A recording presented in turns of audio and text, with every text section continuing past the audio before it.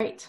Welcome to our design panel with the Women in Publishing Summit. I'm Alexa Bigwarf, your host of this amazing summit of incredible women who are involved in writing, publishing, and selling books. Today, we are talking to cover designers and graphic artists who also do other things that we will talk about as well. And this is such an important topic to me because I truly, truly believe, despite the common phrase that says, don't judge a book by its cover, everybody is judging your book by its cover all the time, all day. Plus just little things like now everything is digital. So you have an image that big that has to portray everything that you need it to show and say and do. So it's really, really important to work with a professional, and you will get that message throughout. So let me just run through who we have here with us today. We have Michelle Argyle. She is a cover designer, but she also does interior layouts. She mentioned she loves doing cookbooks and other graphic art as well. We have Michelle Fairbanks, who, full disclosure, is my graphic artist. Well, she's everybody's graphic artist, but she's the one that we've been using through my publishing company, Cat Biggie Press, and through our Write, Publish, Sell clients, and we've had great results with her work. Thank you, Michelle. She does also all of the beautiful logos for this conference Michelle designed. So any graphics that you see associated with the Women in Publishing Summit were done by Michelle Fairbanks of Fresh Design. Then we also have Tamara Dever, and she is book covers as well, but also does interior layouts for nonfiction, fiction, and children's books. Now, I know that was a very, very tiny intro to all of them, so I'm going to allow them the opportunity really quickly, starting with Michelle Argyle, to just tell a little bit more about who you are, where you are, and what your, let's definitely mention like what your favorite type of author / project is. Hi, I am Michelle Argyle, as Alexa introduced me. I also go by Melissa Williams. Design is the name of my company. I don't have a team, it's just me for now. I started out designing for a small publisher that has since closed their doors, and so I kind of moved on to my own thing. As far as my favorite project to work on, is that what you're asking, Alexa? Yeah, kind of like from all the women who are listening here, if they're doing X type book, you are their go-to person. I love fiction novels. I also love nonfiction novels. Not novels, but nonfiction pieces. I didn't used to do a lot of nonfiction, but I've started doing a lot of that in the past year, and I found it a challenge at first, but now I almost like it more than doing fiction. Mm-hmm. But I also love fiction as well. I've also started getting into illustration work as well. So if you need something like that, I'm your girl.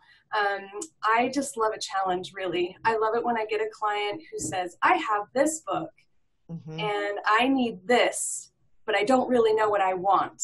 Mm-hmm. And I love the challenge of figuring out what is going to work for them, what's going to market their book, but also make them happy and feel like it represents them in their book to the best that I can do. So, and can I just say that before we move to Michelle Fairbanks, that's really an important quality in a designer, because if you're not graphically like talented, and most people, as I'm sure you guys can attest, you ladies can attest to this, is that they'll come to you and they'll be like, well, this is the title and this is kind of what I have in mind, but I have no idea what the book is supposed to look like. I do that to Michelle every time. I'm like, this is the title.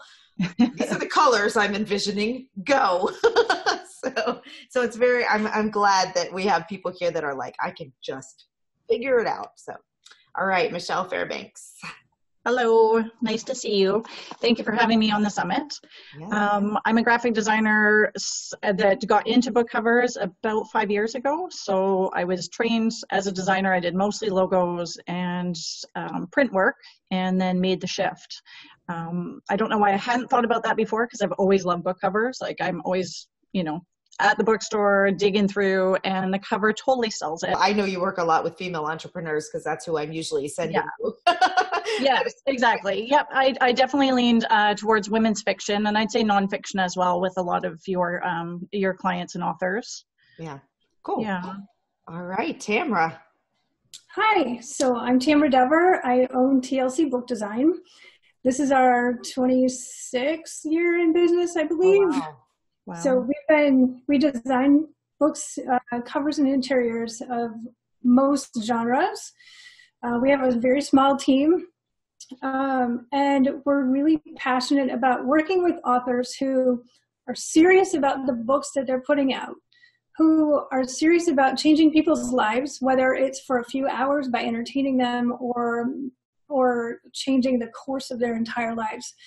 We want to be there to partner up with them and to produce the best book possible so they can get their word out and change those people's lives. So we like to be a part of their team.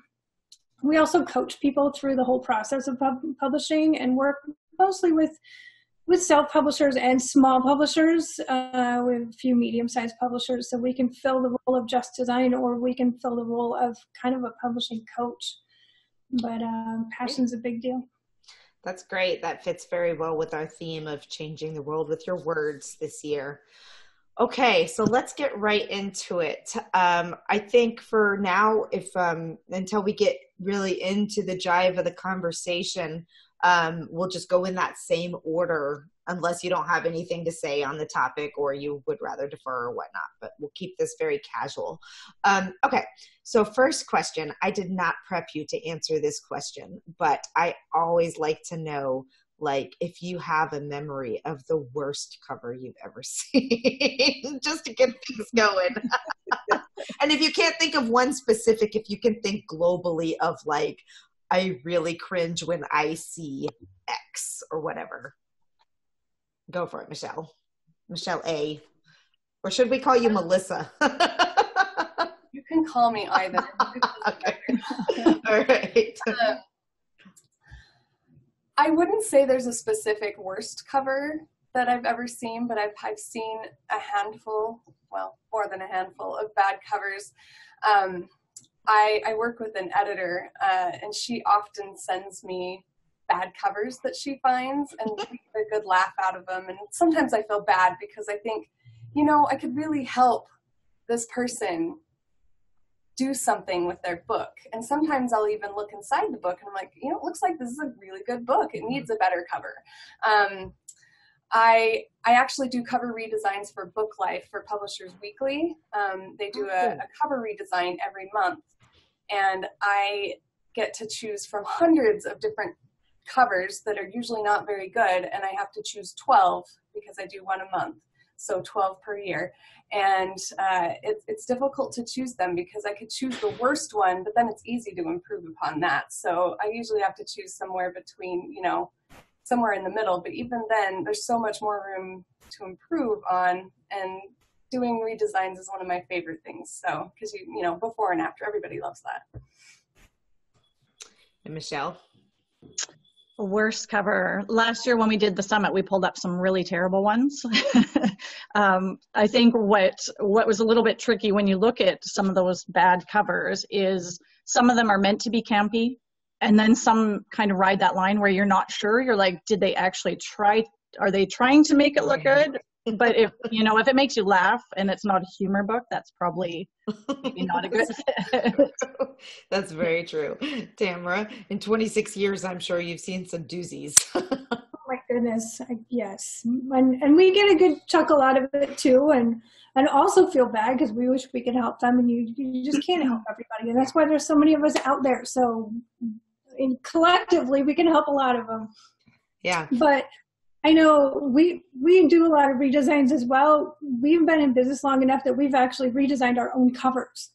Mm-hmm. And that's kind of cool and nice and open and honest to say, hey, this is what we did when we first started out, and now we get to do it and we know so much more. Plus, they get dated. But a few things that make a really bad cover, people tend to combine way too many fonts. Mm-hmm. And they like to tell the entire story of the book on the cover. Mm-hmm. And those are two big no-nos. So those tend to make up a lot of the bad covers out there. I think a lot of bad Photoshop as well, right? When people figure out that they can kind of do it themselves and start layering, but, you know, like the lighting is completely different and there's no blending, and you're like, just use a filter and tie it together, please. Yeah, Yes, when they try to get the book to their characters on the cover of their book to look exactly like the characters described. It's like, it's not always the best marketing. Yeah. And you really don't have to do that. I think a lot of authors really think you have to tell the entire story, and you don't. You're just teasing somebody to read the book.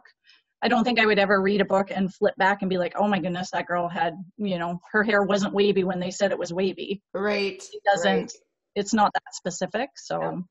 So I don't start with that question to make people feel bad about themselves, because I will say that my very first book had to have a cover redesign as well. I start with that because it's very, very common for new and first-time authors to get an idea in their head of what they want, and to either try and do it themselves because of budget issues, which is super common. Or with me, like, I actually hired a designer, but I didn't know anything about cover design or the elements of cover design, and I hired her through a site like Fiverr.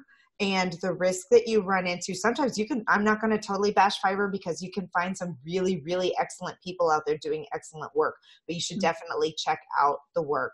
But I didn't know the ins and outs of what a book cover should have to make it a good cover. And I thought what she did was great and that she was a professional, and I just assumed it was good. And then I met Brooke Warner, who runs the company She Writes Press, and she was my mentor and writing coach. And she was like, oh, is that the cover? She was like, nah, let's try again. So it's okay to do a redesign, first of all. If you've already gotten your cover done and you feel weird about it, or you're out doing research and it's like, this doesn't look like other books in my genre, call on one of these ladies and have them help you through that process. Okay, so now let's talk about some of the best elements that you see, because here's the other thing, is just like everything else, covers trend. There's always trends, like what's super, super popular this year may be totally out in covers next year. So can we talk about some of the good things that are happening with covers right now? And I don't know, maybe pick a genre, because we could just go on and on all day. So when you're talking about it, tell which genre you're talking about, what's hot, what looks great, what people should be trying to have done in their covers. I'm really loving memoirs right now. Instead of, the memoir being all about the person who wrote it and their story, and it has their picture or their photograph on the cover. I feel like the trend has been to make memoirs more like novels, more exciting, more creative, more interesting to read, so that people are going to want to pick them up more. Look at Eat, Pray, Love. Covers like that make it clear that it's a memoir and it's based on a true story, but it's also going to be an interesting read. Yeah. I just designed a memoir for a client of mine that she really wanted herself on the cover, and she sent me hundreds of photos of herself. And I kindly had to tell her, I said, I think it might be best if we go a different direction. And I gave her the reasons why. And I showed her a lot of different memoirs right now that are selling, that are hot right now.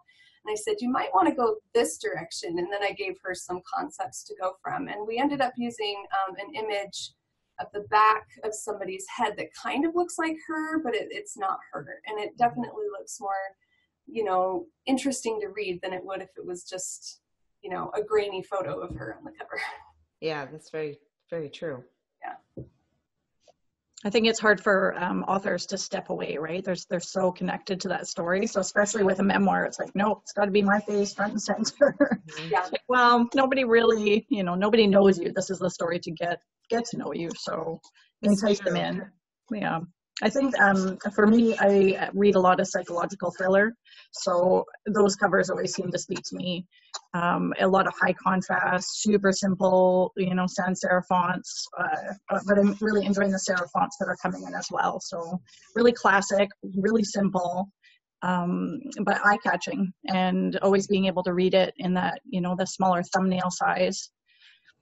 Yeah. Agreed. Yeah. That's a huge part, actually. If you have 7,000 words on the front of your cover, there's no way people can see them. Yeah. A short, strong title and legibility for sure. Mm-hmm. Tamara? Yeah, I always get asked about trends, and we're so not trendy. And that may not be a trendy thing to say, but, and I'm guessing that the others here too, Michelle and Michelle, feel this way too, but rather than jumping on trends, we'd rather give the authors something that works for their book. And if that happens to be trendy because their book's topic is trendy, then that's fantastic. But if you get too trendy, you're going to outdate the look of the book very quickly. So you need to do something that fits within the book's genre, which may mean it has to be, I hate to use the word trendy, but up to date, but yet it has to stand out somehow as well. So, and that's a challenge for every designer. I do agree that simple is good, but that doesn't mean it has to be plain. It could be a genius idea. And even a cover with a lot going on needs to be simple enough that you can understand it right away. You may be able to look at it for an hour and get more and more into the details, but you've got to get an idea right away of what that book is about. So somehow, even if in its busyness, it has to be simple enough for you to look at it and know what genre it is, and if it speaks to you as a book you might want to read. Yeah, that's a very good question. I mean, a very good response. Sorry, that was not a question. How about some tips we had talked about before this started about just giving some tips for the people who want to try and attempt to do it on their own. I guess there's Canva, which is always suggested by a lot of people to use for new timers. You can do some cool stuff in there, but I'd love to hear from your perspective. Like, is Canva really good enough? Does it work I don't think you could do a print book cover layout in Canva, correct? That would be very difficult, I would assume. That would be tricky with the signs. You can output it as a high-res printable, but yeah, I don't know that. You'd be able to line it up, or the barcode. Right. It would I think you'd have to give it in pieces to your printer, and then they would have to put it together. But if somebody's doing it on their own, then they're not going to typically use an offset printer who would do that. Right, so, exactly.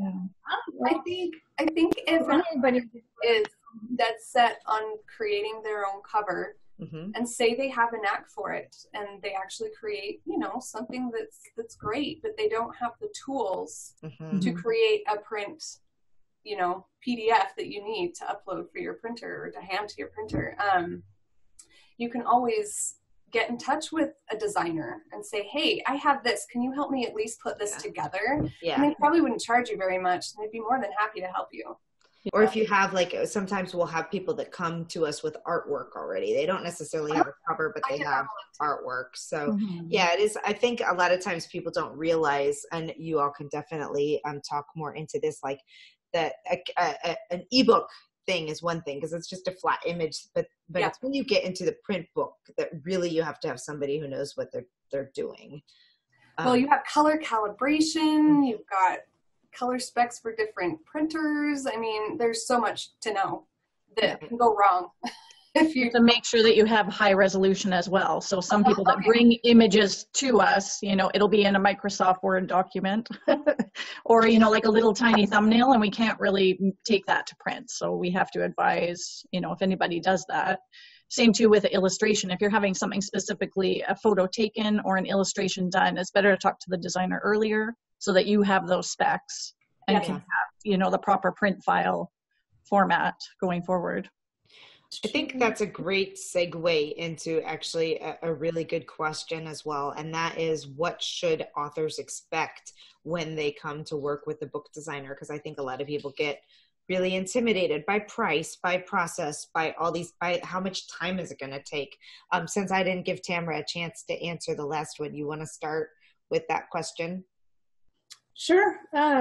So first of all, they need to expect to have somebody who cares about what they're doing, and not just somebody who's going to crank out another book. You deserve better than that. So you need somebody who wants to know why you're publishing the book, who your audience is. If your buyers are different than your readers, like children's books or gift books are often like that, they need to dive in and learn more about what you're doing publishing-wise. Yes, obviously you should expect to get that final front cover. You should expect to get several cover choices instead of just saying, here's your cover, take it or leave it. And then the back cover gets developed afterward. The spine needs to get developed, and both the back and the spine need to be designed to match the branding that started on your cover. The interior should match the branding that was started on the cover. And a good designer is going to work with you to let you know if you have too much on the back cover, if you don't have enough, what do you need? You know, we'll coach people. Here are the elements that you should have on your back cover. You know, so there's a lot that goes into designing all this, not to mention all the technical stuff. Right. But team player, I think, is a big deal. Yeah, that is great. Either of you have anything to add to that? I think if you're looking for a designer, something to look for is a designer who cares about you, not just your project, not your money. They want to know about you. They want to know why you're publishing this. Your book is your baby, and it means everything to you. You want to work with somebody who is on your team. You want a team that's rooting for you, and that they know about you. They know, you know, what your goals are and everything that you want to accomplish with your book, because not every author's goals are the same. Not every author wants to be a best-selling author, you know. Sometimes it's a completely different goal, and that can affect how the designer works with you and your cover. So I think that's an important thing to do. Shop around, email designers, get a feel for what they're like to work with as well. So I think when you're reaching out to those designers, to ask about the process and see, because I feel like sometimes as a designer, I hold their hand throughout the process, and I'm totally okay with that. Like I would prefer that we have a casual relationship and we can maybe just Facebook message, you know, something quickly to each other, because it is a brainstorming. Like I know how to make it look good, but I also do need to know, you know, the kind of the soul behind the book. Like, what are you?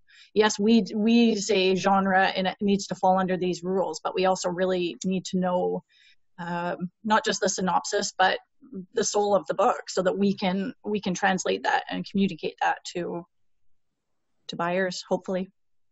Yeah, and some authors really want to talk on the phone for hours, and some don't want to talk to you at all. They just want to email. Do this. I've seen before. Do you guys do a big interview for intake? Because I actually keep mine quite simple, and then just trust like that my gut. You know, here's the synopsis. Here's my genre. This is the title. Like, if I get too much information, then that actually can not help the design process. Yeah, I try to fill it out with the client. There's a thing I have them fill out initially that kind of gives me an idea of what kind of process they're going to want that's going to work best for them. Right. We have a form as well, but we also do at least one phone interview because we do want to get to know the people and a lot more about their, you know, family life and everything. This should be fun. Yeah. So I think that was a really good point, Michelle Fairbanks, and I want to kind of follow that up with maybe like a tips to ask designers to make sure, because the last thing I want is for people to fall into a situation where I did with my first book, where I thought I was getting somebody who knew book covers, but in reality the spine was off. It didn't have all the elements that it needed to have on it. So I'd love to kind of go through and just talk about the things, and we don't have to go in any particular order. Whoever wants to go can talk, but talk about the things, either red flags that someone should look for when they're interviewing, questions that they should ask, or things.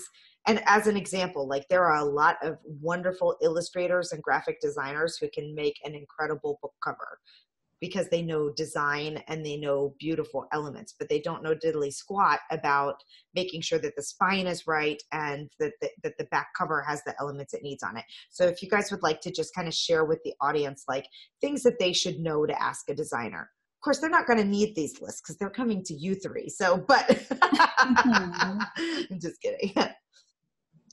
I think to ask the designer, it's really important just to ask the process and ask what you're getting for what you're paying. So I think like Tamara had said, how, you know, you should be receiving a few different options. You shouldn't just be getting one cover. But if you don't talk about that earlier in the process, a designer may just give you one cover. So within the that first introductory phone call or email, definitely ask what you're going to be receiving up front, whether there's a deposit or not. Any references, you can look on a portfolio, but make sure that your designer has taken books to print and has gone through that process with bleeds and spines and I think you should look at their website first of all, and don't be afraid to ask for their terms and conditions up front. Not to sign necessarily. You just want to see all the legal stuff. If they're that professional and they've got their bases covered with that, more than likely they know what they're doing. But, take a look or ask for examples of books that are on Amazon that they have followed through all the way to print, so that you can kind of go look on there, look on the outside and the inside of the book. And I agree with both of you. And I would add that not only make sure they have references, but get in touch with their references.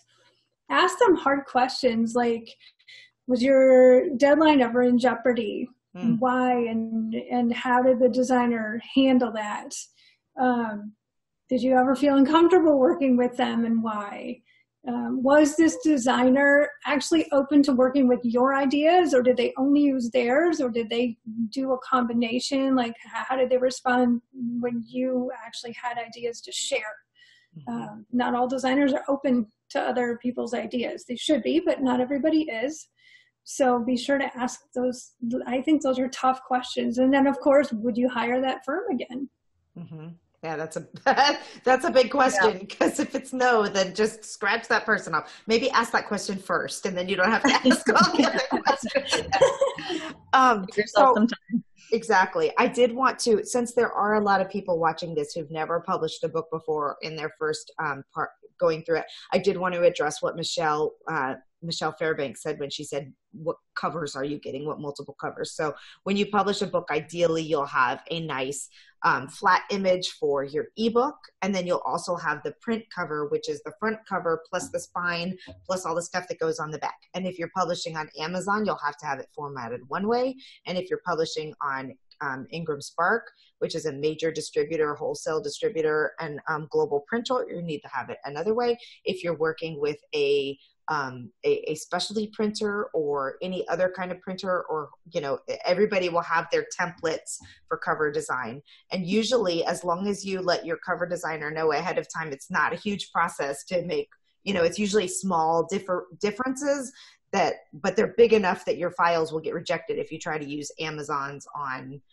Ingram Spark, etc. So that's what she meant by that. And most good cover designers will know that you're probably doing multiple, you have a need for multiples, but it's definitely a good question to ask up front. What else? What have we missed that you all want to make sure the audience knows about cover design, especially pertaining to those who are either looking for a redesign or are brand new first timers? What part of the publishing process do you advise that they come to you? I know what my answer would be, but I'm curious to see what your answer would be on that.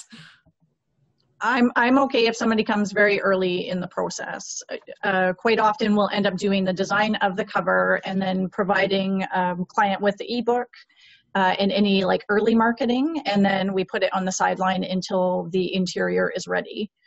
So once the interior is ready and completed, then they touch base with me again, and then I'll do those final files.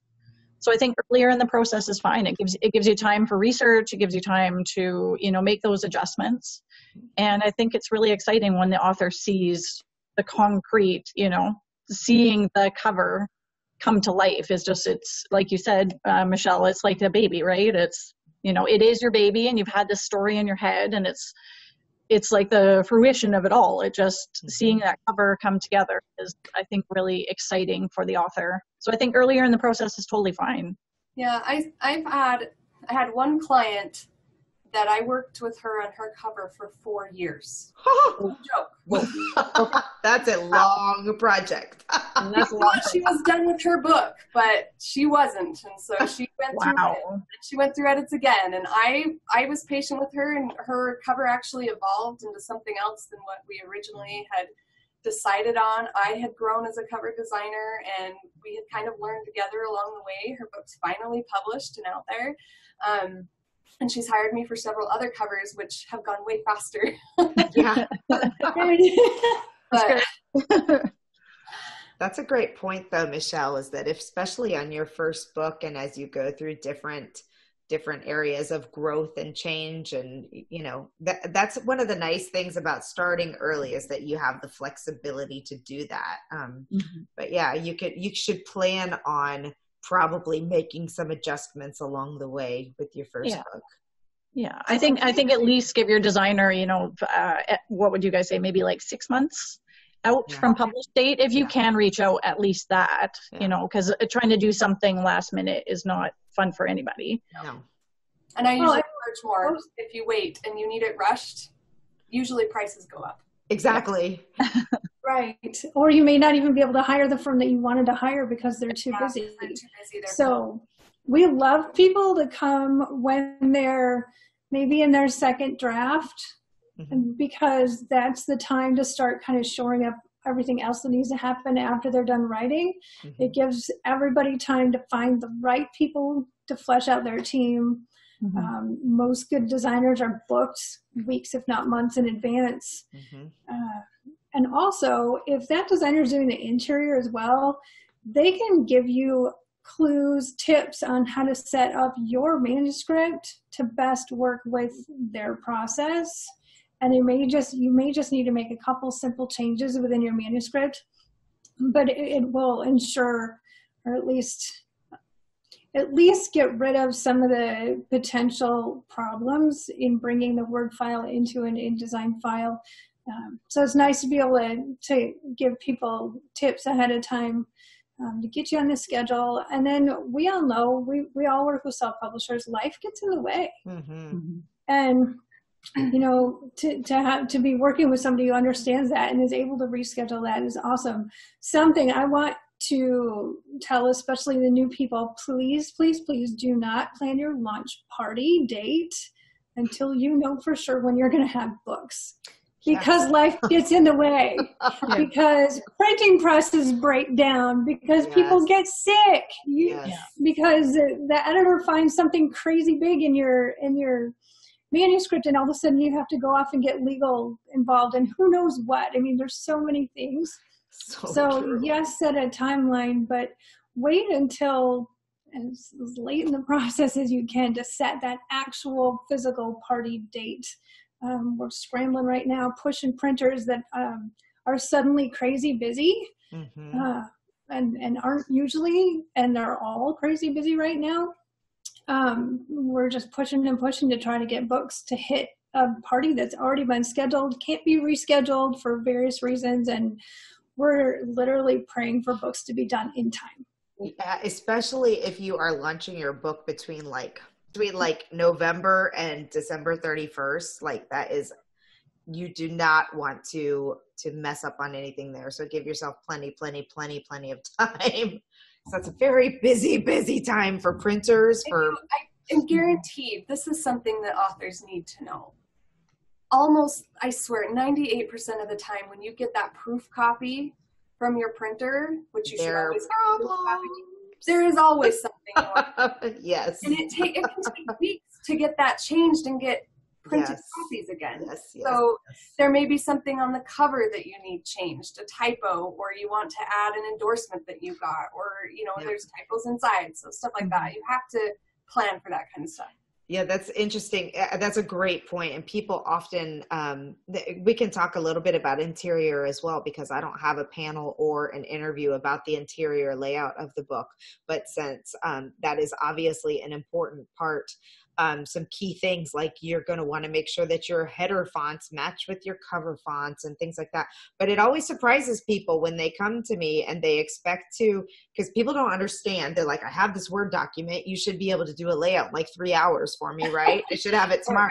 And when it takes a long time. Tomorrow. But I tell people 6 weeks, and it's not 6 weeks. That's not for the first draft. Like we'll go through and they'll get, but because I want them to have the time to order a print proof, to look through the print proof. We always find it doesn't matter if your book has been edited 25 rounds of revisions. When you see it in print, you always find something wrong that you missed. A design that looks impeccable on a PDF looks like a nightmare on a print. I mean, these are just the things that happen, And ebook as well. Yeah, exactly. I have my clients, they have to proof it on the print and in an ebook, like in an file. And I tell them how they can view that. And inevitably, they'll find stuff that they didn't find in the print PDF. Exactly. Because it looks different. It looks different on your phone. It looks different on your tablet, and you see things that you didn't see before. When I was a brand new, so with Write, Publish, Sell, we do like self-publishing assist basically. And until I started operating as a publisher, and really like all of us, we grow as we're doing this and these things. There were times at the beginning where our first couple books, like we literally had it so that our books were finished, ready to go. Like some days just getting approved by CreateSpace at that time on launch day. It was like a nightmare. We did that like twice and we were like, no, this is not the way you do it. And especially because you should never, as an author, not see your book before you publish, launch it into the world. So yeah, there's a reason the designers give you these long timelines. There's even a reason why, strike me dead in the self-publishing world. There's a reason why traditional publishers have such a long publishing timeline, because of all these little things that need to happen and work out just right. Anything either, I don't, Michelle Fairbanks, you don't do interior layout at all, correct? No. Not yet. Okay. So for the other two, any insights or information that you can give on interior layout? I've taught classes on interior layout. I could talk about interior layout and design for hours and hours. I love it. It's one of my favorite things.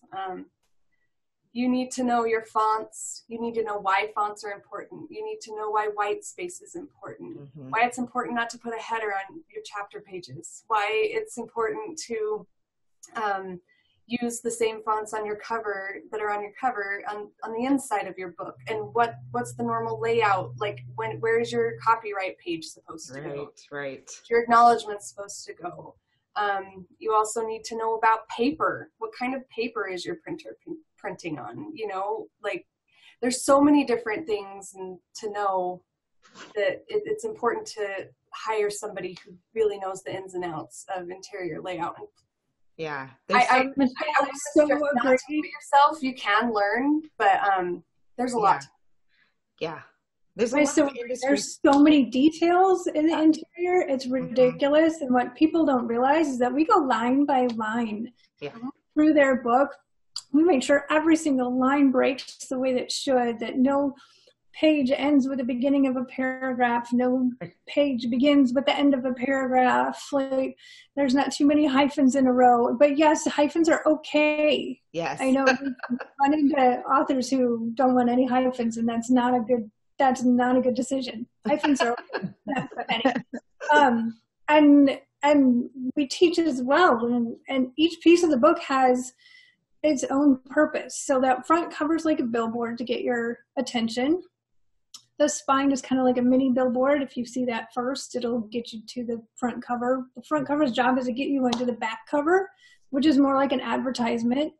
That back cover should, if it does its job, get you into the inside to flip through it. And if you're flipping through that book, if the interior does its job, you buy it. Right. And that's a big deal. Like, the interior actually makes the sales most of the time. It has to have everything in place, like Michelle was saying. And it has to feel good. It has to feel like this is not going to be laborious to read. And there's so much expertise that goes into making it flow that way. I mean, our job is, as an interior designer, our job is to make the reader not notice that we did anything. Yeah. Right. And that is hard. It is. And yes, you can have a beautiful interior, and we hope that ours are. But the first purpose is readability. Yeah. It's all about readability and getting the reader from point A to point B and giving them rests where they need rests and information where they need information and getting them through the book.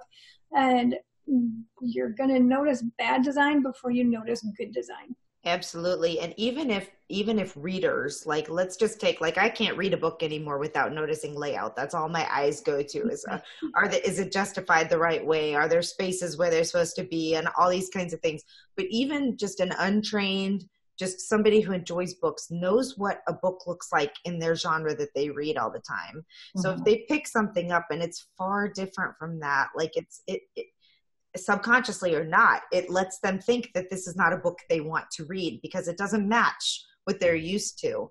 So that's one of the biggest things. Or I'll see books that come that I also run a podcast, and we'll get books sent to us to talk about on the podcast, and I'll open up a book, and for me it's so obvious when it's someone with no experience on layout, or they just did the template, and you know, the words are in the margins, and there's that, you know, it's sad because you're just like, it doesn't cost that much money to have somebody to do a good layout for you. Hire the professionals. You've invested, so this is going to be my soapbox right here. You have spent so much time and energy and money and time writing this book that is your message to the world, your calling card, your whatever to get you speaking, whatever you wrote this book for. Don't skimp out on the parts that make people buy the book. Editing fits in there too. We're not talking about editing, but editing fits in there too. And your layout artist is not your editor. So they're not reading your content to help you make it better. They're making sure that it looks right. Caught typos and yes, absolutely. Absolutely. Anything else y'all want to remember too is you're creating a product. Right. And in certain ways, and people don't like to hear this, but in certain ways, your book is no different than a box of laundry detergent because it's a product and it has to get people's attention and reach its audience. Now, you won't have to compare any farther than that because obviously your product has a different purpose, but it's still a product. And if you're creating a book to sell, you're starting a business. Mm-hmm. And publishing can be, I mean, if you think about how much it costs to start a typical business, publishing isn't that much to publish a book and create your business around it.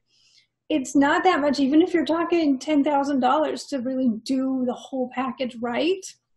That's not much when you think about starting a business. I know it's a lot of money for most people. It's a lot of money for me. But don't forget that you're truly starting a business. And that's different than just, you know, printing a couple copies of a book. Yeah, that's a very good, very, very good point there. I think keeping in mind that it is that product as well. So a lot of times you'll have somebody maybe a little too emotionally tied to it. And if you can coach them through it being a product that you want to sell, you know, you need to make sure all these things are done properly. Mm-hmm. You know, if you're too tied to it and you're forcing your designer to do exactly as you say, then you're kind of steering away from, you know, the success that is the product. Yeah, those books probably won't end up in the designer's portfolio too. Yeah. Or it'll be your before and after, right? Right, exactly. It'll be the one we use as an example in next year's summit. No, no, but it's true. I think that's one of the, for the brand new authors who are just getting in this, we all know how much this book means to you. But you have to rely on the experts, that they know what they're doing and are not going to steer you in the wrong direction, because our livelihoods depend on people having good book sales and good results with their books. Yeah. And I put a plug in for all three of us is that we do this because we love it. Right. Mm-hmm. This is what we love to do. We're fanatics about covers and design. Mm-hmm. We want you to be successful. Absolutely. So it's not just a business for us. Absolutely. It's not for me. I mean, I totally agree. It is a passion. It's a work of love. Yes, Yeah. exactly. All right. So as we wrap this up, and thank you, in case I forget to say it at the end, thank you so much for your time and your knowledge and for just everything that you've poured forth today. I did not say your business names or where people can find you. So if we could just go quickly around and everyone say those 2 items of key importance. And of course, we'll have everything in the show notes, but for anyone who's just listening to audio, I want to make sure that they hear who your business is, where your business is, and where to find you. Mine is called Melissa Williams Design. It is a sub-business of MDA Books, but you don't need to know that. You can just go to mwbookdesign.com or mdabooks.com. Either one will get you to my site, and all my information is on there. You can contact me on there. You can also find me on Facebook at Melissa Williams Design. Perfect. Thank you. I'm Michelle at Fresh Design, and you can find me on Facebook. There's a link to my portfolio and all my other social media on there. Awesome. And you'll find us at tlcbookdesign.com. You'll find us on Facebook and Instagram and all over on Twitter at that same handle. We're based in Austin, Texas, but we work with people all over the world. So don't be shy if you don't live in our neck of the woods. Wonderful. Thank you so much for this very, very, very important topic so that people can have books that look wonderful when they are ready to publish them. All right. Have a great day. Thank you, Alexa. Thank you, Alexa. Thanks, Alexa. You're a great